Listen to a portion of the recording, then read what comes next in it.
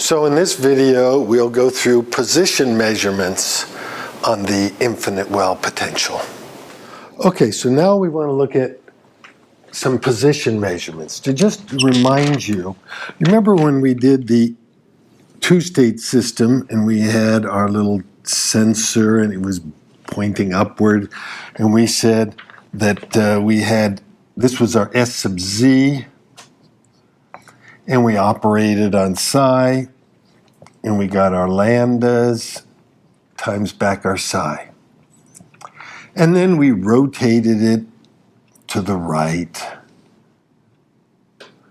like this, and we called that the S sub x. And the only thing is, these eigenfunctions are different than that, so let me just use a different letter right here. Let me call that lambda 1, and this was lambda 2 phi. They had different eigenfunctions. So they had, these things right here had different eigenfunctions.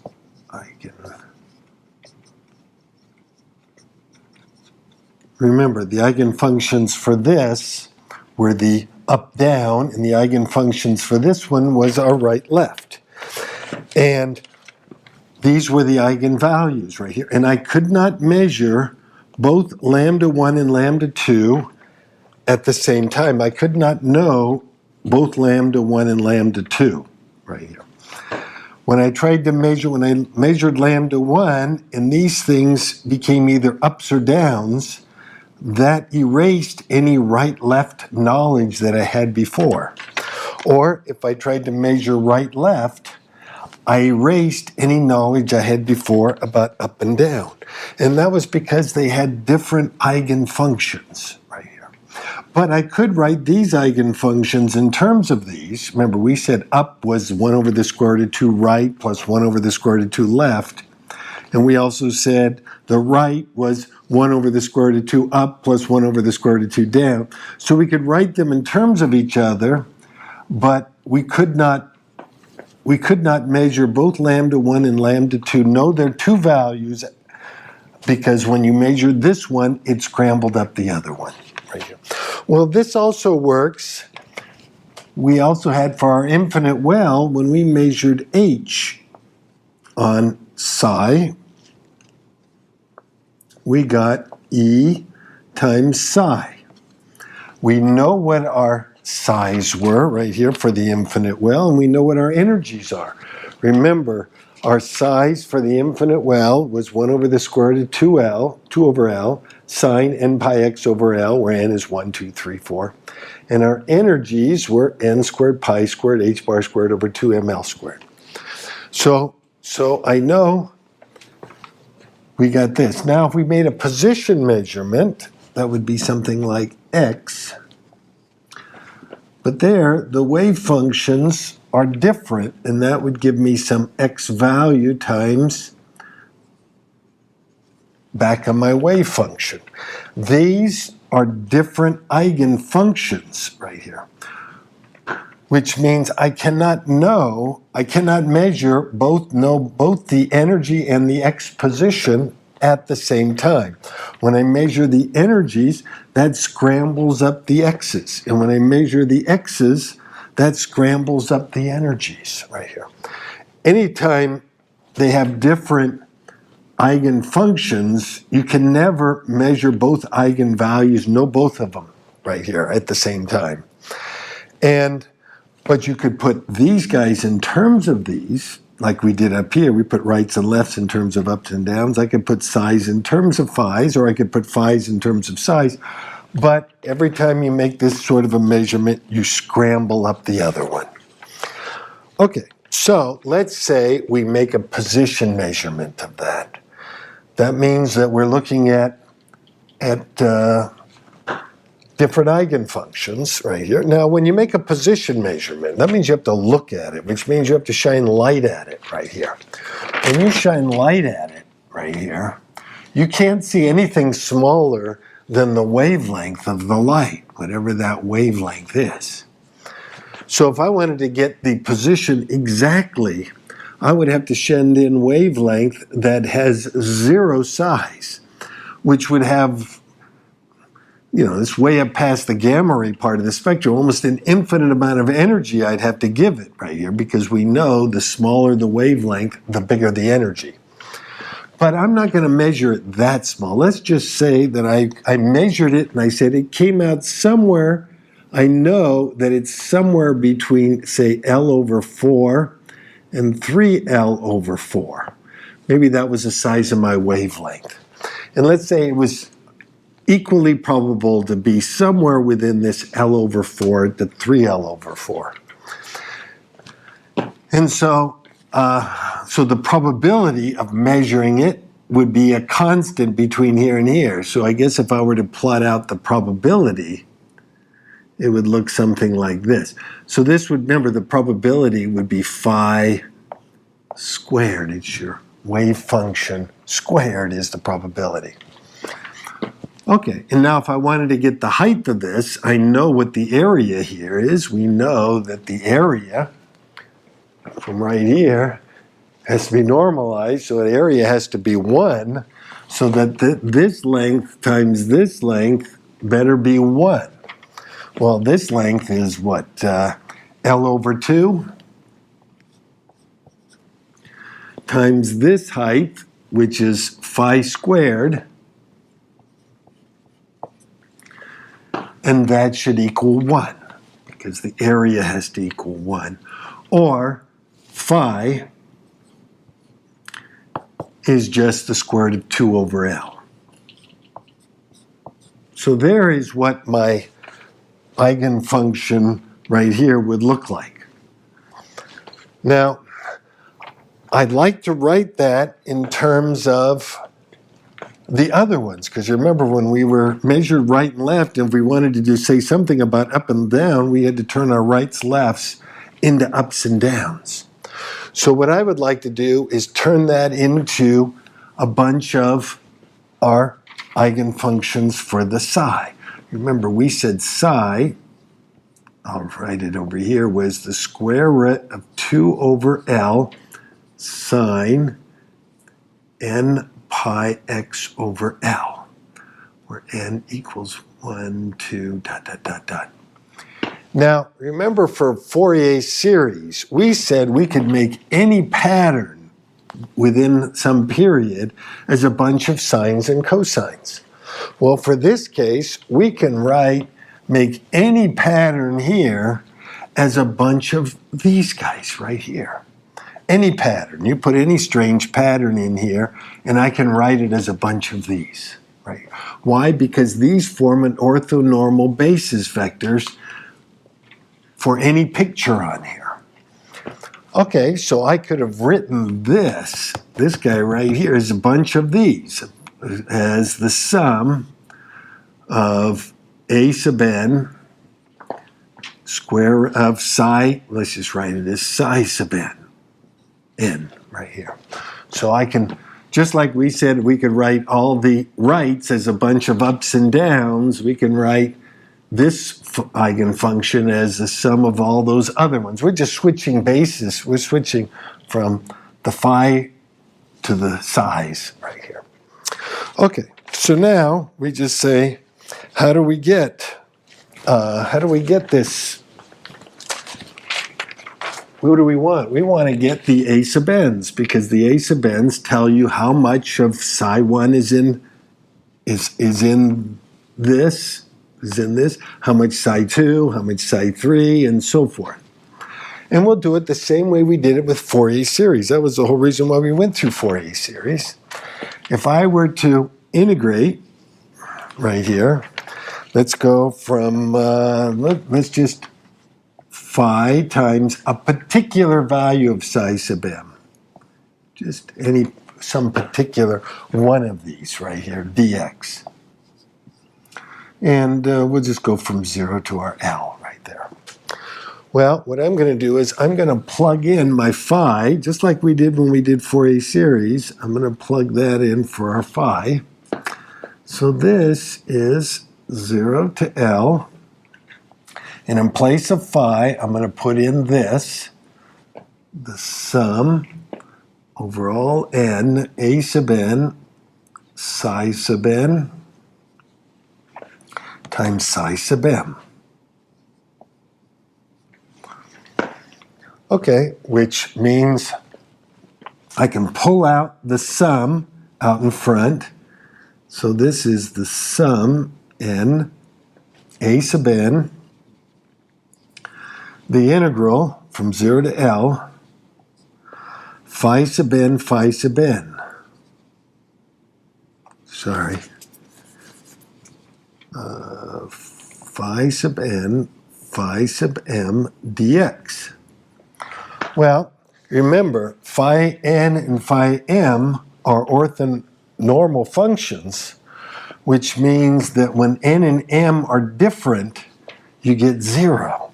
So when you're going through this sum, when n equals 1, if m is 5, then you're just going to get 0. And when n is 2, you're going to get 0. When n equals 3, the only one that won't be 0 is when n equals 5. And then it would be 1.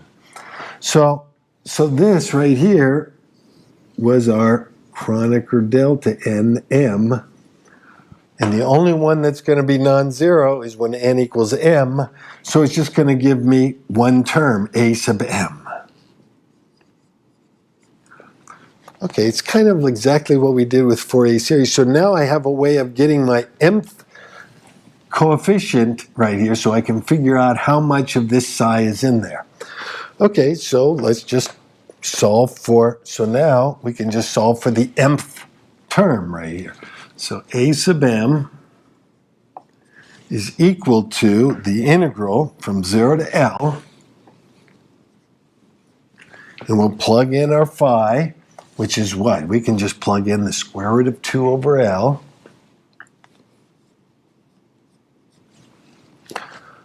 Phi sub the mth term would just be square root of 2 over L sine m pi x over L.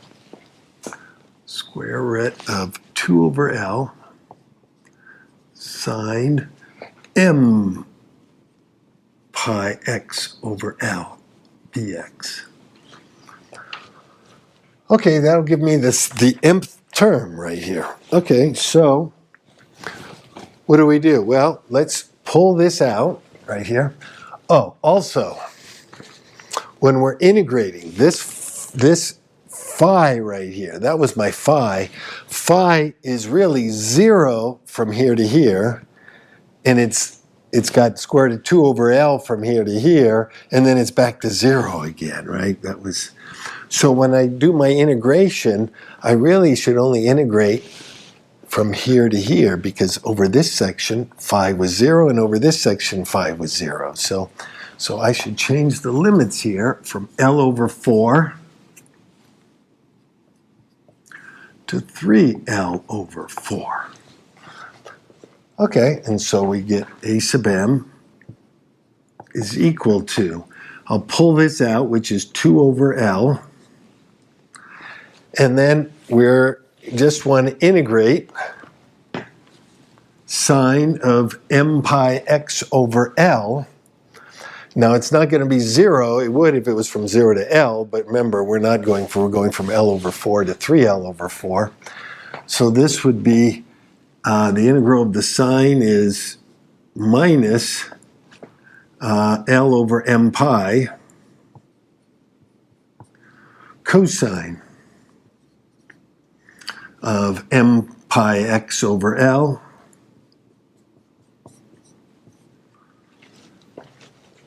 okay, and then we're evaluating that from L over 4 to 3L over 4. Okay, the L's drop out, and we get a sub m is equal to 2 all over m pi. I guess I could pull out the minus right there. And then we get the cosine of and now we're going to plug in x, we're going to plug in 3L over 4. The L's would drop out and we get 3/4 m pi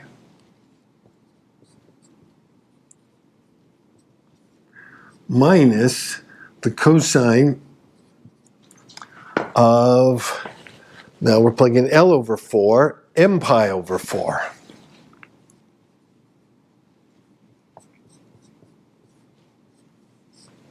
Okay, so there is what the mth term would be. So now we can start just listing out what are what are they? What about for the first term? A sub 1. What is the probability amplitude of measuring A sub 1? Well, we could say, let's just make a list here. When m equals 1, actually, write it like this, when m is 1, what's A sub m? A sub m. So we would plug in 1 for here, so it'd be minus 2 over pi, minus 2 over pi, cosine 3, the m is just 1, so it'd be 3 pi over 4, cosine 3 pi over 4, cosine 3 pi over 4, minus cosine 1 pi over 4. Sine 1 pi over 4. Okay, and remember, if we just make our little unit circle here and go every pi fourths right here, remember the cosine is just the x component of it. 3 pi over 4 is 1, 2, 3. That's minus 1 over the square root of 2, since you're over here. That is minus 1 over the square root of 2. And pi over 4, you just one of them over, that's plus 1 over the square root of 2. So you get minus 1 over the square root of 2 minus another 1 over the square root of 2 is minus 2 over the square root of 2. So that's just going to be, the minus is going to make that a plus, and it's 2. So that's 4 over the square root of 2 pi, right there. 4 over the square root of 2 pi. Now that's what A sub m is, but the probability of getting the first state is that squared.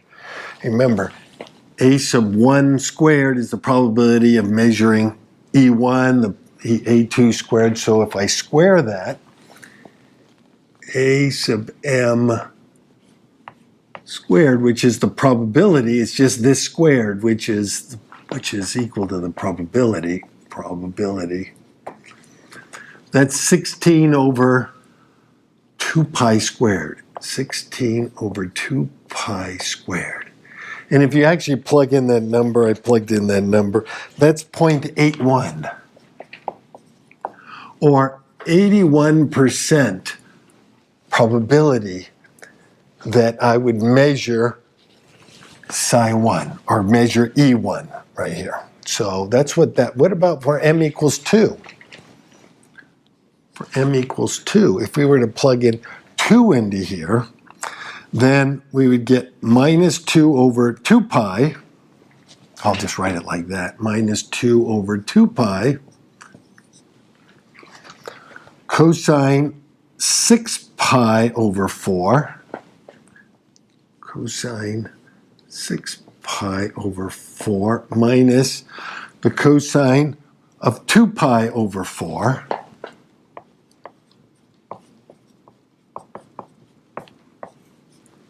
Okay, 6 pi over 4 is going over 6 of them. 1, 2, 3, 4, 5, 6. The x component of this is 0. What about the other one, 2 pi over 4?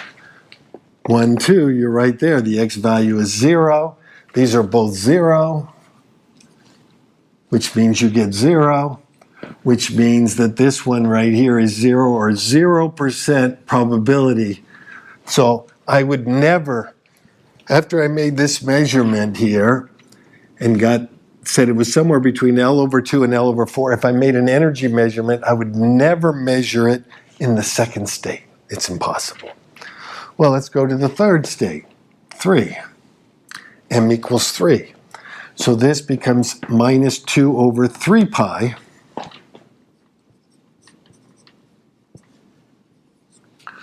cosine 9 pi over 4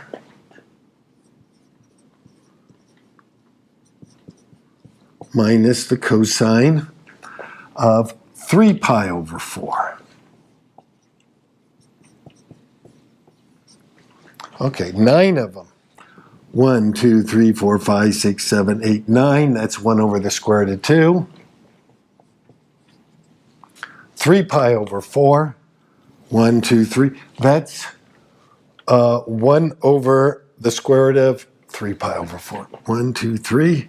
Oh, sorry, 9 is 1, 2, 3, 4, 5, 6, 7, 8, 9. That's 1 over the square root of 3. The other one is minus 1 over the square root of 3. 1, 2, 3. So this is minus 1 over the square root of 2. But there's a minus there. 1 minus a minus is 2 of them. So this is minus 2 of these, so that's going to be minus 4 over 3 over 3 square root of 2. 3 square root of 2 pi.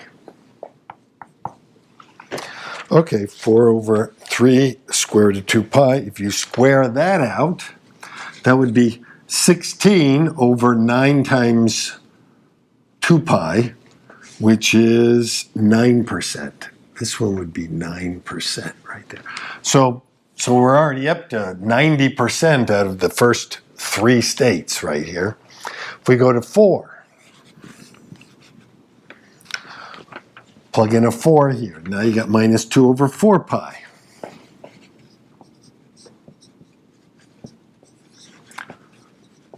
Cosine. Putting in a 4 there, that's 12 pi over 4. 12 pi over 4 minus cosine of 4 pi over 4.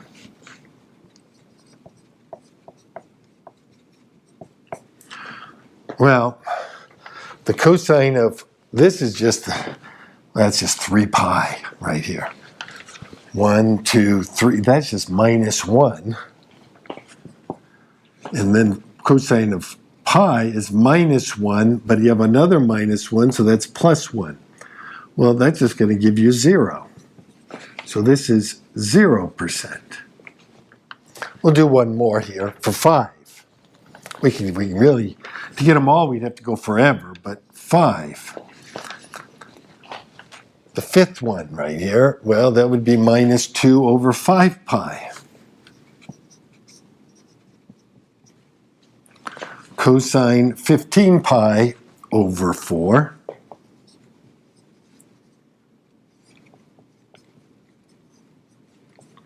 Minus cosine 5 pi over 4.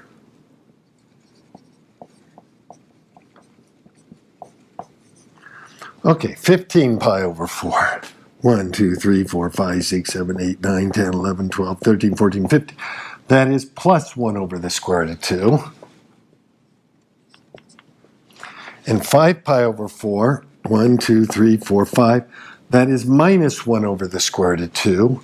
But I had another minus there, so that's a plus 1 over the square root of 2, which would be 2 over the square root of 2, which would make that a 4 over 5, which equals minus 4 over 5 square root of 2 pi. And now you square that out. This would be 50, and that would be 16 over 50 pi, which comes down to be about 3.2%. So first things that you might notice is that you'll never see it. The 6 is going to be 0 again. You would never see it in any of the even states right here. All the evens. So if you wanted to write this as a bunch of states right here, you wouldn't have any even. You would have 81% would be in the first state. 9% would be in the third, 3.2% would be in the fifth, and if we were to keep going forever right here and add these up forever, they'd be to 100% right there. They have to. So you can see they're pretty much most of them are most of the probability is in the first state. Well, that's because But what would have happened if I would have shined shorter wavelength and made this thing skinnier and taller? So if I would have made this thing, let's say, it was somewhere between 0.4L and 0.6L, The area would have to be 1, so it would have to look something like this right here. It'd be taller and skinnier right there. If we were to go ahead and work this thing out right here, the only thing different is you'd have to get a new height right here. And this would stay the same, but you'd still, and then your limits of integration would have only gone from here to there instead. But I guarantee you work this thing out, and this guy won't be hogging so much of it up. It'll be shared probably more so among these right here. These numbers will probably get a little bit bigger, and this one will get a little smaller. It'll be more distributive. And if you made this thing infinitely skinny right here, so it was just a line going up pretty much, then these would probably, most of these would probably be almost the same right here. They'd all share a little bit of it right there. Now, I have a feeling that the reason why you got these zeros in there is because I put this right in the middle of the well. If I were to move this thing off the well and put it over here, I wouldn't get those zeros right there. It would be over here off to the side. Okay, so that's, so what happens is every time I make a position measurement, I scrambled up my size right here, and I got a whole combination of them. But now, if I make an energy one, that'll lock in. It'll lock in my side, but it'll mix up these guys around here. I won't know what the position looks like or what the phi looks like. I can't get a picture of the phi's and the psi's at the same time because I can't know these two functions right here. Okay, and because they're anytime two eigenfunctions are not the same, you cannot know those two. You have to solve for one, and then when you plug in the other one, you mess up this, and then and vice versa. Okay, well, let's look at another case right here. Suppose this same infinite well right here. Let me come back to our infinite well right there. Goes back to infinity right there. 0 to L, and my particle is in there. And let's say he's in the state 2. I'll just say he's in state psi 2. We know what psi 2 looks like. It's got one wiggle. Psi 1 would look like this. Psi 2 would look like this right here. So there's my psi 2. We also know the energy because its energy would be E2. We're going to say that's the state it's in right here. Okay, but let's say that this well really goes out further. Let's say out to twice 2L. But I had a barrier in here. So it was really, the box was only from 0 to L right there.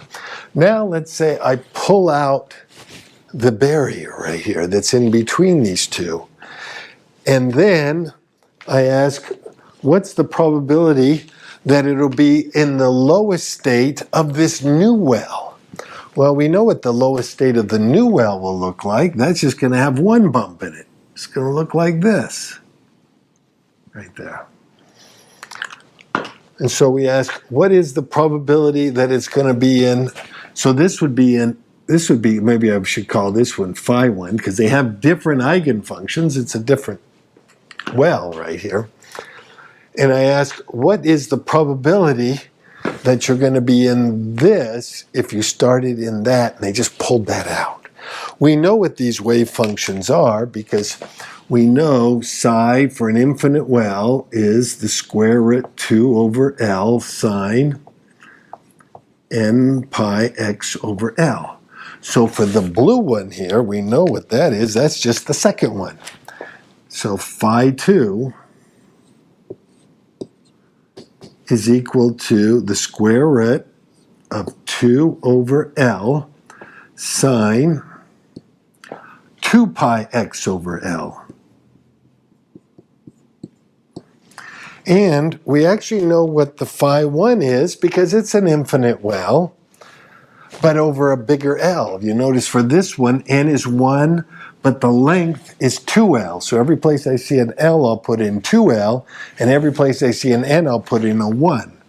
So my phi sub 1 would just be the square root of 2 over, now the length is 2L, sine, n is 1, so that's 1 pi x over 2L. So that's pi x over 2L. So I do know what phi 1 and psi 1 are right there. I cannot know them both at the same time because they're different eigenfunctions right here for different problems. But I can write these in terms of these, or I can just do what we did with our rights and lefts. Didn't we actually define, if we wanted to get the probability of measuring phi 1, so didn't we write it like this? Phi, when there were vectors, we wrote it like this.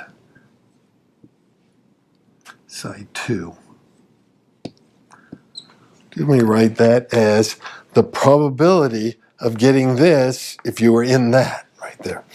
And this is just a dot product right here, and the dot product here for an infinite is just an integral right here. So this is just going to be the integral of phi 1 psi 2 dx. Kind of similar to what we did up here, we just did right here. So this gave me the probability amplitude. Remember, A sub m is the probability amplitude, and then we squared it. And that's what I had to do right here to get the probability. And this is for a specific case. There we did it for the mth case. Here we're going to do it for between 1 and 2 right here. So, okay, well, let's just plug them in. Oh, we have to square this. And what's our limit of integration? Well, we're not going to go from 0 to 2L because this blue curve is 0 all the way across there. So really I only have to integrate from here to here because this integral is 0. So I only have to integrate from 0 to L. That's all I have to integrate from. Okay, well, let's plug in. We got the integral from 0 to L. We got our phi 1, which is that. Maybe this is square root of 1 over L. Sine pi x over 2L times my phi 2, which is this one, the square root of 2 over L, sine 2 pi x over L.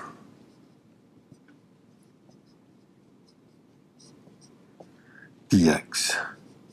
And then we were squaring that because we want to get the probability. Okay, so what does that give me right here? Well, we still get the square here. First of all, I can pull this out in front. That's the square root of 2 over L. Square root 2 over L. Now, you notice we're going to get a sine of A, sine of B. Sine of A, sine of A, sine of B. Well, I should probably use a trig identity on that one, which is the product, the sum rule right here, which just says it's 1/2 cosine A minus B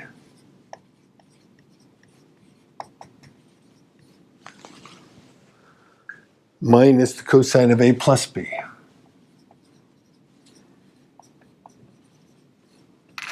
So I'll use that trig identity right there. So first of all, I'm going to get the 1/2 out here in front, so it's going to give me an extra 2. And then we're going to get the integral from 0 to L. And now we've got the sine of A, sine of B. So that's going to give me the cosine. And now I'm going to subtract the two. Doesn't matter the order because the cosine of A minus B is the same thing as cosine of B minus A. I'll take this one minus that one. So it's going to be the cosine of 2 pi x over L. I guess we'll write it as two steps. 2 pi x over L minus cosine pi x over 2L. Cosine minus pi x over 2L. Okay, and then we have minus the cosine, and we add these two together. Cosine of 2 pi x over L plus pi x over 2L dx. Okay, now we could subtract these two right here just to get a common denominator and put a 2 there and a 2 there. So this one just gives me 4 pi x minus pi. That's 3 pi x over 2L. So this one's just going to be 3 pi x over 2L. And this one, I'm going to be adding them 4 pi plus another pi x. That's 5 pi x over 2L. 5 pi x over 2L. Okay, so now I can integrate this. Oh, this was all still squared. So now we have the square root of, so what we have now is the square root of 2 all over 2L. And now we can integrate this. The integral of this, integral of the cosine is just the sine, but then I get a 2L over 3 pi. So we get 2L over 3 pi sine of this, sine of 3 pi x over 2L.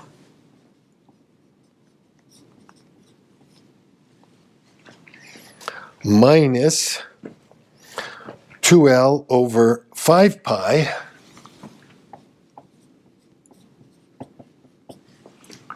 Over 5 pi. The cosine of the sine of 5 pi x over 2L.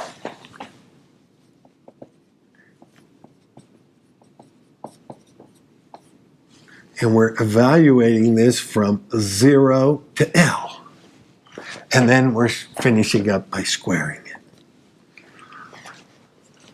Okay, well, when we plug in the 0, that's a 0. And then there it's a 0. So that's gone. So all I have to do is just plug in the L.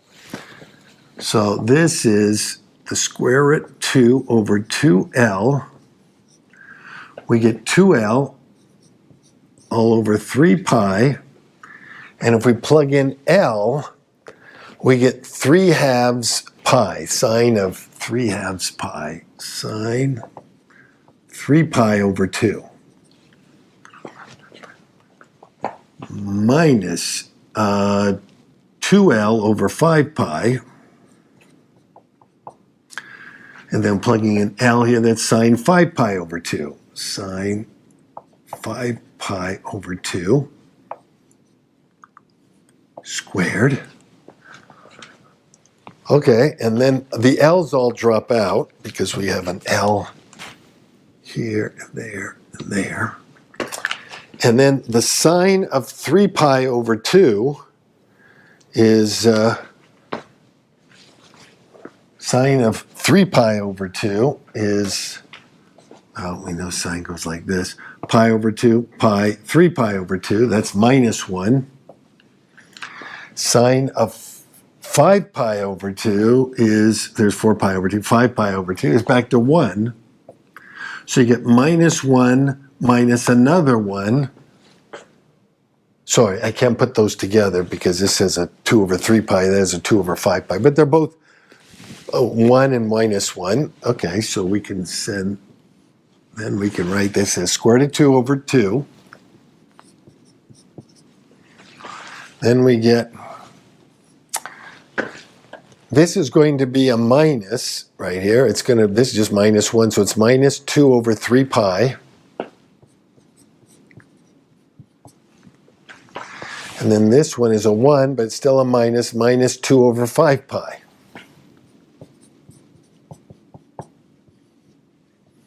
Squared. Which equals... I can pull the minus out, and I'm going to eventually square it, so the minus is gone right here. So I'll just get rid of the minus. We get the square root of 2 all over 2. And then I can even pull out, all the 2's drop out too. So that 2, and that 2 drop out. So we just get over 1. And then I said we could get rid of the minus, because we're going to end up squaring it right here. So it's just 1 over 3 pi plus 1 over 5 pi squared, which is equal to square root of 2. Now, if we get a common denominator, this is, I need a 5 over 5, and I need a 3 over 3. So that's 8 over 15 pi squared, okay, which gives me, now I can square this thing out, that gives me 864, 128 all over 15 squared, I'll just write it as 15 squared pi squared. Okay, and if we plug in that number, it's actually 0.057. Which is 5.7% probability that if I started in that, I would end in this. Now, I could have done this. This thing didn't have to start out at the first state. I could have started out in the first state here, too. And then I would have just started with psi 1, and I would have just put a 1 in there. Or I could have started this with any state. It didn't have to be the second state. I could have put it for the nth state, right here, any state. And I could have put this for any state I wanted. The third state, the fourth, I could have just put it for the nth state right here. And we could have calculated it going from the nth state to the nth state right here.